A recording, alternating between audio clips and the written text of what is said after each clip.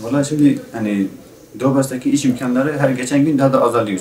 Hani bir örnek olarak şu anda Doğu-Bas'ta en büyük önemli olarak üniversitemiz var. Kimse yok. Üniversitede incir toplanıyor. Ondan sonra koskocaman Tugay'ımız var burada. Bir tane askeri bile dışarı çıkarmıyor. Aynı zamanda Doğu-Bas'ın en büyük gelir kaynağı nedir? Gümrük. Gümrük aynı şekilde baksan gene aynı şekilde iş yok. Ne kimse bir iş yapabiliyor ne bir şey. Örnek olarak en basit başka bir şey daha var. Doğu-Bas'ın mesela önde gelen zenginleri hep yatırımlar dışarıya. Kimseye bir yatırım yapmıyor. Daha doğrusu. Üniversite şu anda mesela geçen sene yaklaşık 1,5 sene önce faaliyete girmiş sözde. 150 tane öğrenciyle. 150 tane öğrenciyle faaliyete girmiş. Bir üniversite.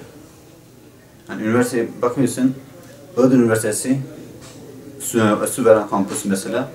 Gelmiş yanı başımıza artık neredeyse Süveren Kampüsü gelecek Doğu-Bas'ın ortasına yapacak kendine. Yani kampüs yapacak.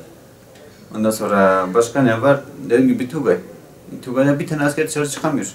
Çarşı iznine bir şey çıkamıyor. Bir hafta sonları bir hani Iğdır'dan, Ağrı'dan, Van'dan oradaki dışarıdaki insan birkaç sene geldi, alışveriş yaptık, yapmadık. Ondan sonrası hepsi boş.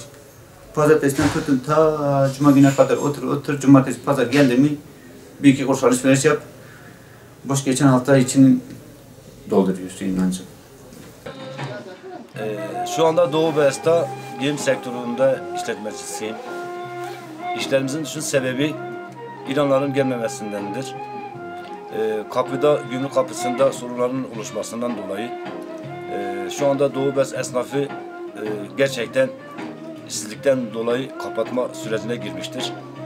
Yani hiç düşünemiyorum, sonumuz çok kötü. Vergimizi ödeyemiyoruz, borçlarımızı ödeyemiyoruz.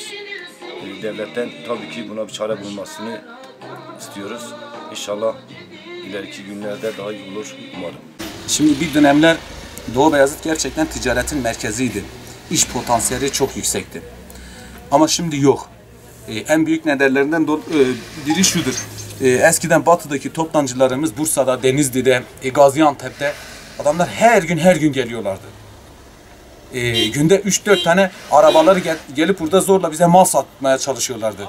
Bizim de o zaman işlerimiz güzeldi, alıyorduk biz.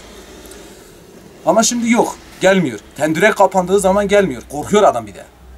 Ya arabamı yakarlar, beni öldürürler, bana bir şey yaparlar. O nedenle gerçekten yani zor durumdayız.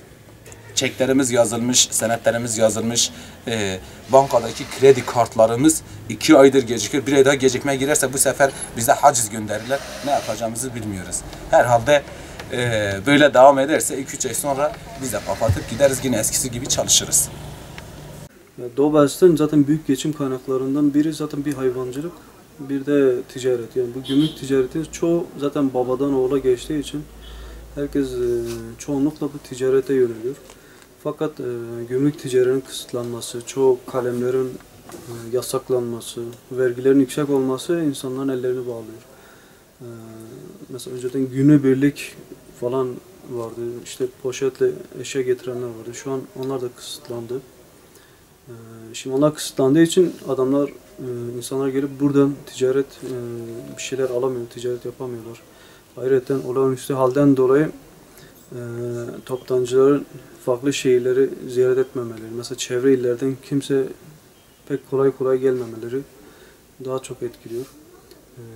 Onun dışında vergilerin yüksek olması, SGK primleri, yani her türlü bizi sıkıyor. Yani. Genel olarak sebebi bu. Teşekkürler. Bu sezon inşaat sektörü gerçekten sıkıntılı başladı. Geçen sezondan bu sezona demir fiyatların habire yükselmesi, inşaat malzemelerin, diğer inşaat malzemelerin habire yükselmesi gerçekten işlerimize olumsuz etki yapıyor. İnsanların alım gücü de gerçekten bölgemizde çok az. Dolayısıyla şu anda çoğu mesela tanıdık bazı komşu esnaflarımız kapatmak zorunda kaldılar. Yani gerçekten şu an bu sezon özellikle bayağı bir sıkıntı, esnafımız sıkıntı yaşıyor.